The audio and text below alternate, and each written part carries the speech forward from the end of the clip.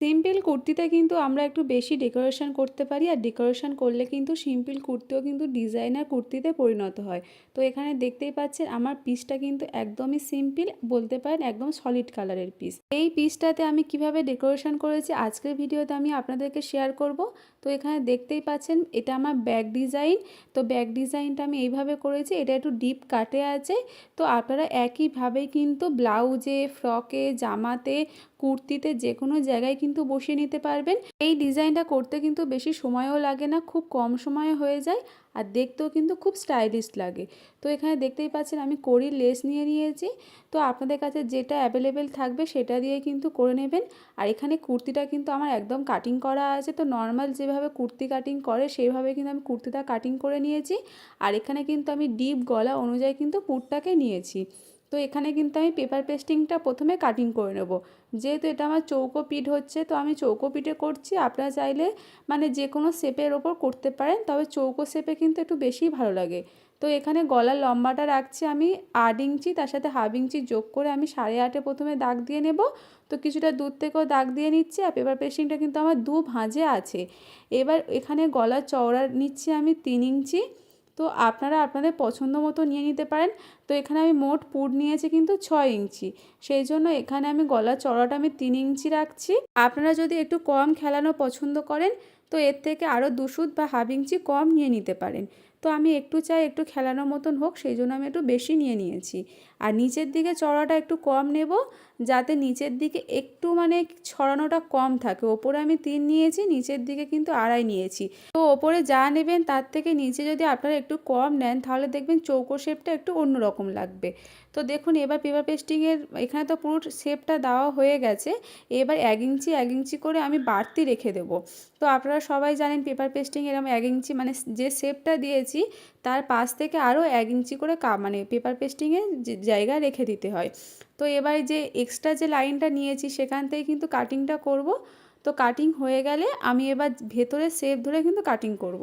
আর এখানে কিন্তু একদম আমি মাথা থেকে কেটে দিচ্ছি না, দেখুন আমি ওপরেরটা কিছুটা অংশ রেখে দিচ্ছি, যাতে অনেক সময় কী হয় বলুন তো, পুরোটা কেটে দিলে না পেপার পেস্টিংয়ের গলার চড়াটা অনেকটা বেড়ে যায় বা বেশি হয়ে যায়, আমরা ঠিক বুঝতে পারি না। সেই জন্য আমি সবসময় যখনই পেপার পেস্টিং কাটিং করি ওপরেরটা মানে হাফ ইঞ্চির মতন রেখে দিই, রেখে কিন্তু কাটিংটা করি। তো ভিডিওতে আপনারা যেভাবে দেখলেন সেভাবেই কাটিং করে নেবেন। এবার এখানে দেখুন আমি একটা কাপড় নিয়ে নিয়েছি, কাপড়ের ওপর কিন্তু পেপার পেস্টিংটাকে বসিয়ে নিচ্ছি। আপনারা এই অবস্থায় আয়রন করে নেবেন। পেপার পেস্টিংয়ের একটা দেখবেন চকচকে অংশ থাকে আর একটা সমান অংশ থাকে। তো চকচকের দিকের অংশটা আপনাদের কাপড়ের ওপরে রাখতে হবে, রেখে এর ওপরে যদি আপনারা আয়রন করেন দেখবেন সুন্দরভাবে চিপকে বসে যাবে। তো আমি আর আয়রন করব না, আমি এখানে সেলাই করে নেব।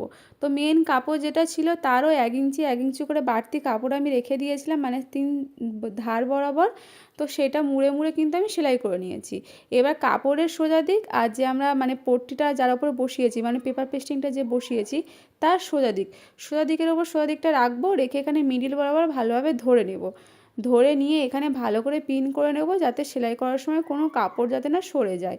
এবার যেমনটা শেপ আছে সেই শেপ ধরেই শুধু এখানে সেলাই করতে হবে। আর সেলাই করার সময় খেয়াল রাখবেন একদম পেপার পেস্টিংয়ের গা বরাবর সেলাই করতে হবে। অবশ্যই লক্ষ্য করবেন যে পেপার পেস্টিংয়ে বেশি ভেতরে যাতে না চলে যায়, বা কাপড়ের মানে পেপার পেস্টিং ছেড়ে অনেকটা যাতে গ্যাপ না হয়ে সেলাইটা পড়ে।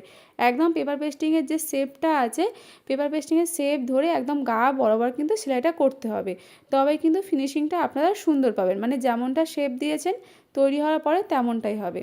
তো এখানে আমার সেলাই করা হয়ে গেছে। এবার এখানে আমি 3টে পট্টি কেটে নেব। এখানে চওড়াটা নিয়েছি 1.5 ইঞ্চির মতন, লম্বাটা এখানে বেশি করেই নিয়েছি 8 ইঞ্চি 8.5 ইঞ্চির মতন।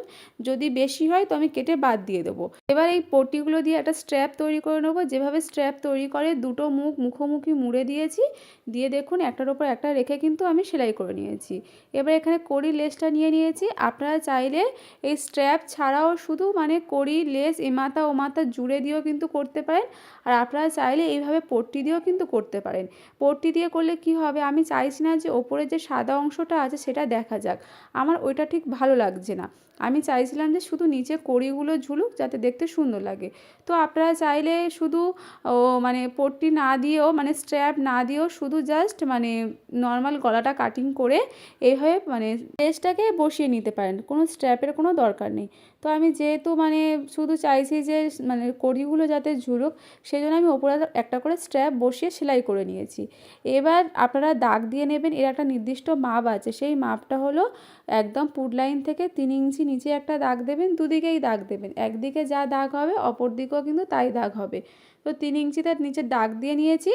এবার 3 ইঞ্চি নিচ থেকে 1.5 ইঞ্চি নিচে একটা দাগ দেবো, তারপর আরও 1.5 ইঞ্চি নিচে একটা দাগ দেবো। তো প্রথমে আরেকবার বলে দিচ্ছি, প্রথমে পুট লাইন থেকে 3 ইঞ্চি নিচে দাগ দিয়েছি, তারপর 3-এর থেকে 1.5 ইঞ্চি নিচে একটা দাগ দিয়েছি, ফের 1.5 ইঞ্চি নিচে আরেকটা দাগ দিয়েছি। তো একই রকমভাবে কিন্তু উল্টো দিকেও কিন্তু দাগ দিয়ে নেব। দাগ দিয়ে কিন্তু এখানে এই যে মানে আমি পট্টিগুলো তৈরি করেছি, মানে লেসগুলো যে বসিয়ে নিয়েছি, সেইগুলো এবার কিন্তু জয়েন করে নেবো। তো যেখানে যেখানে দাগ দিয়েছি সেখানে সেখানে যখন আসবো এরকম একটা মাথা ঢুকিয়ে দেবো, ঢুকিয়ে দিয়ে এইভাবে সেলাইটা করে নেবো। পুজো তো চলে এলো, আর তো মাত্র কিছুদিন বাকি। তো আপনারা পুজোর জন্য কিন্তু এই ডিজাইনটা অবশ্যই ট্রাই করতে পারেন। আপনারা যে কোনো জায়গায় কিন্তু করতে পারেন, খুব সুন্দরভাবে হয়ে যাবে আর দেখতে কিন্তু খুবই স্টাইলিশ লাগবে, একদম কিন্তু এটা নতুন ডিজাইন বলতে পারেন। তো এইরকম ভিডিও দেখার জন্য কিন্তু চ্যানেলটিকে অবশ্যই সাবস্ক্রাইব করে রাখবেন। আর আজকের ভিডিওটি কেমন লাগলো অবশ্যই কিন্তু কমেন্টে জানাবেন, ভালো লাগলে অবশ্যই একটা লাইক শেয়ার করে দেবেন।